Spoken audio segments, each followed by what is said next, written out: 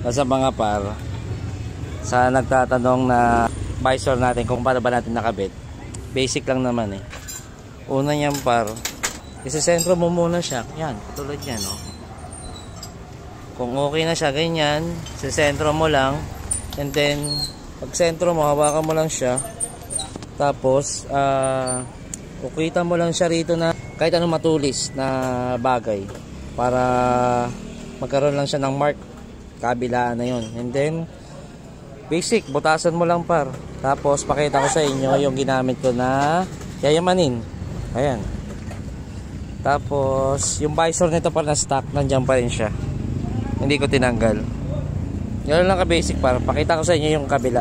Paklasin natin ngayon. Okay? Let's go.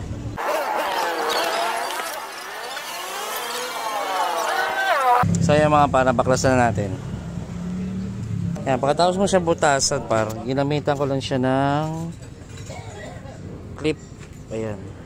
So pasensya na kayo sa clip ko, nabasag ko kasi yan. Ayan lang, basic lang par. Ganyan yung thread ng yayamanin na ginamit ko para din dun sa clip. Hindi ka mahirapan dyan par, basta tandaan mo na yung ginawa mong tanda pag nilapat mo muna tong visor.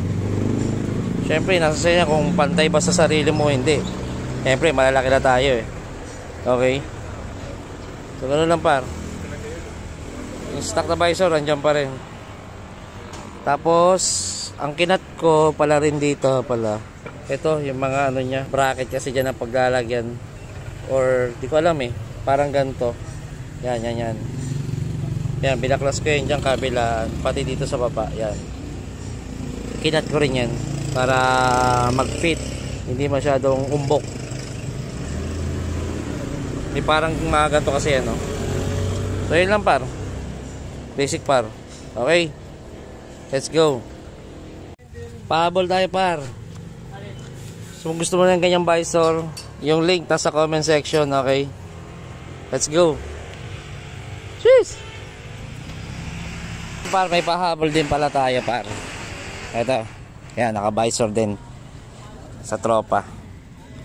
Visor naman niya pang version 1 ata to na sniper. Ayan, yung hindi masyadong matulis yung kanyang sungay, saka yung walang awang dito. Yung kasi sa atin, yon doon, version 2 yun, yung bagong labas na sniper ngayon, kaya may sungay, tapos may open yun dito. Ayan sa kanya. Tama yan, no? Basta ipapantay mo lang siya par, tatandaan mo lang dito, pagkalapat mo lang ganyan par, lagay mo ng tanda, yung may butas naman to kasi may mga butas na yan.